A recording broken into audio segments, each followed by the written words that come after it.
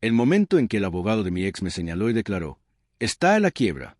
Ni siquiera puede proporcionar un hogar estable, y mucho menos comida y ropa adecuada para los niños. ¿Por qué se le debería otorgar la custodia?».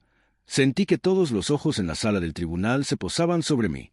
El juez dio el más leve asentimiento, no necesariamente de acuerdo, pero suficiente para que mi estómago se hundiera. Permanecí sentado, con las manos entrelazadas con tanta fuerza que los nudillos se me pusieron blancos. Había pasado 2 años reconstruyendo mi vida después de divorcio, trabajando turnos dobles, durmiendo 4 horas por noche y ahorrando cada dólar para mis hijos. Sin embargo, en esa sala, nada de eso parecía importar. Mi ex estaba sentada perfectamente compuesta al lado de su abogado, luciendo la misma expresión comprensiva que había dominado a lo largo de la batalla por la custodia. Ella quería que todos creyeran que yo era inestable, irresponsable e incapaz de criar a nuestros hijos. El silencio a mi alrededor se volvió insoportable. Busqué las palabras adecuadas, pero el impacto me robó la voz. Entonces, antes de que nadie pudiera hablar de nuevo, mi hijo de 11 años se levantó lentamente de la galería y miró directamente al juez. Sus pequeñas manos temblaban mientras sostenía un sobresellado. «Papá», dijo en voz baja, «puedo mostrarle al juez la carta que encontré en la caja fuerte de mamá».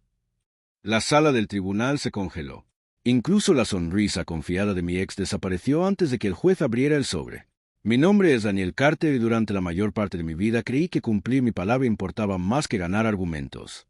Trabajaba como supervisor de mantenimiento en un pequeño complejo de apartamentos, nunca ganando mucho pero siempre llevando a casa un cheque honesto.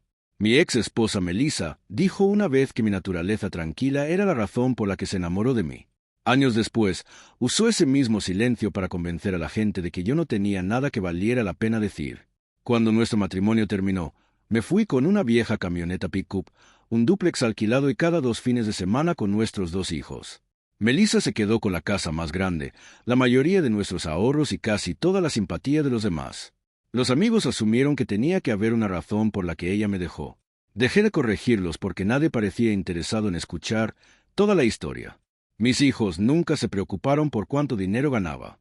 Recordaban los sábados de panqueques, los viajes de campamento en el patio trasero cuando las vacaciones eran imposibles y la promesa de que siempre contestaría el teléfono, sin importar la hora. Esos momentos se convirtieron en mi verdadera riqueza. Aún así, cada audiencia de custodia me pintaba como un padre que simplemente no estaba a la altura. Mis largas horas de trabajo se tergiversaban como negligencia. Mi modesto hogar se convertía en prueba de fracaso. Cada sacrificio que hacía se trataba como evidencia de que no era suficiente.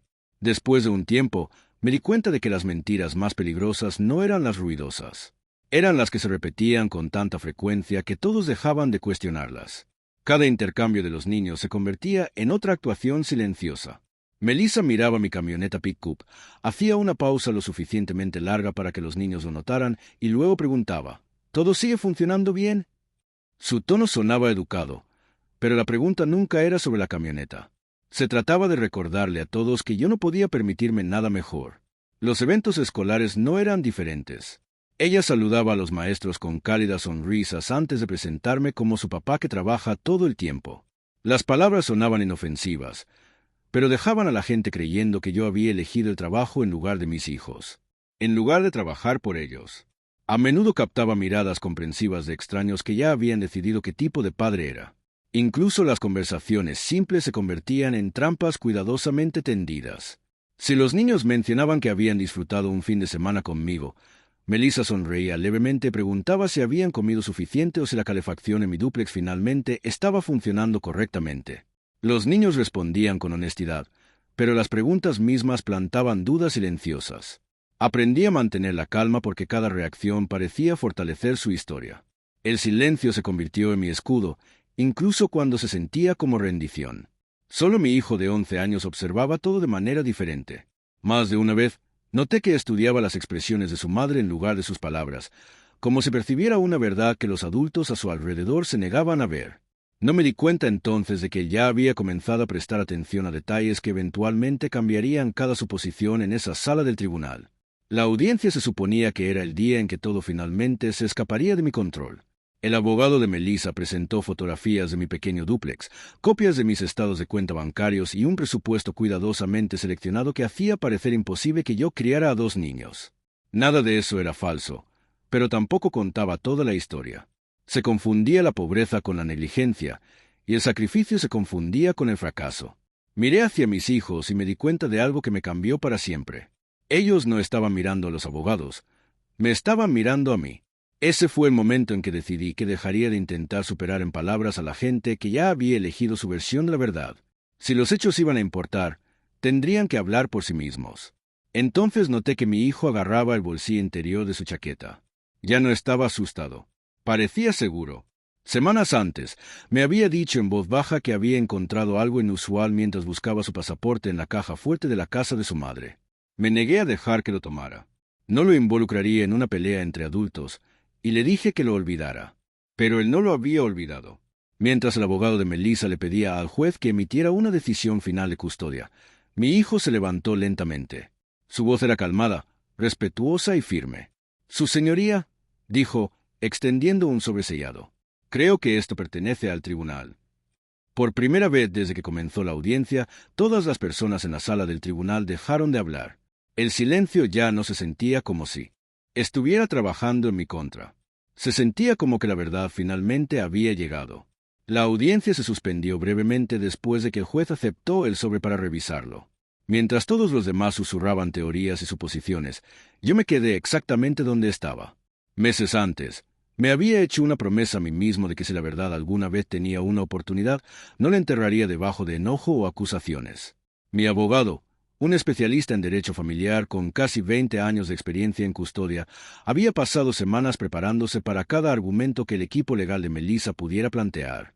Organizamos mis registros de trabajo, registros de asistencia escolar, recibos médicos, mensajes de texto y calendarios que documentaban cada recogida, cita médica, conferencia de padres y maestros, y cada fin de semana que pasé con los niños.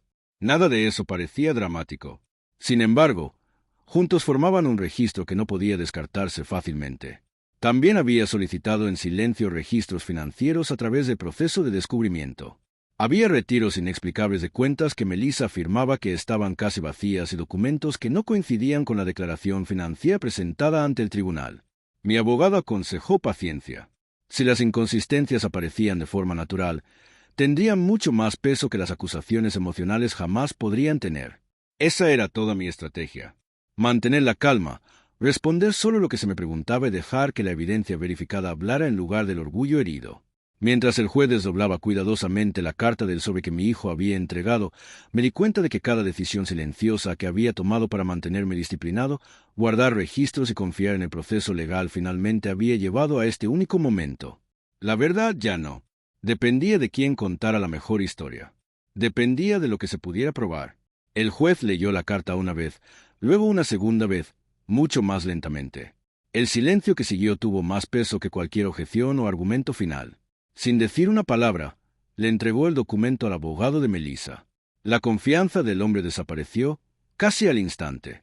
Sus hombros se tensaron y bajó silenciosamente las páginas sobre la mesa en lugar de mirarme a los ojos. Melissa finalmente miró la carta a ella misma. El color se drenó de su rostro. El juez rompió el silencio con una sola pregunta. «Señora Carter, ¿le gustaría explicar por qué esta carta discute un plan para exagerar la situación financiera del padre y retrasar su tiempo de crianza hasta que él renuncie a buscar la custodia?» Ella abrió la boca, pero no salió ninguna respuesta. Mi abogado solicitó con calma permiso para introducir los registros financieros que habíamos obtenido durante el descubrimiento. Un documento apoyaba a otro. La carta coincidía con las fechas de las transferencias inexplicables, las declaraciones financieras engañosas y los mensajes que habían parecido insignificantes por sí solos. Juntos, revelaban un patrón deliberado en lugar de errores aislados. Nadie levantó la voz. No se necesitaba una confesión dramática. El juez ordenó una revisión inmediata del testimonio de Melissa y suspendió la decisión final de custodia pendiente de una investigación adicional. También nombró a un guardián independiente ad litem para evaluar los mejores intereses de los niños sin depender de las afirmaciones de ninguno de los padres. Mientras salíamos silenciosamente de la sala del tribunal, mi hijo deslizó su mano en la mía. No sonrió ni celebró. Yo tampoco. Por primera vez en años, no necesitábamos convencer a nadie de la verdad. La verdad finalmente había hablado por sí misma. Las semanas que siguieron se movieron mucho más silenciosamente que el drama del tribunal que la gente imagina. No hubo llamadas telefónicas enojadas ni disculpas públicas. En cambio, el proceso legal se desarrolló exactamente como se suponía que debía hacerlo. Después de revisar la evidencia y el informe del investigador independiente, el tribunal concluyó que Melissa había presentado información engañosa a sabiendas.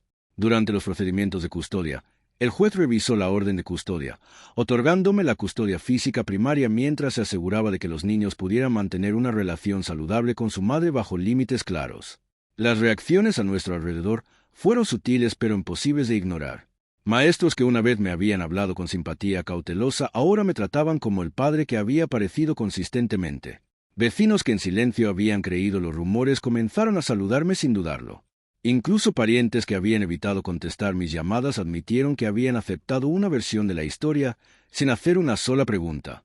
El mayor cambio, sin embargo, no fue público. Fue personal. Mis hijos ya no me miraban con preocupación silenciosa, preguntándose si los perdería. Me miraban con la confianza que viene de ver a alguien cumplir cada promesa, incluso cuando nadie más le creía. Esa experiencia me enseñó algo que espero nunca olvidar. Una reputación dañada se puede reparar. El dinero se puede ganar de nuevo. Pero cuando los niños ven a los adultos elegir la honestidad sobre la venganza, aprenden una lección que permanece con ellos mucho más tiempo de que cualquier fallo judicial jamás podría.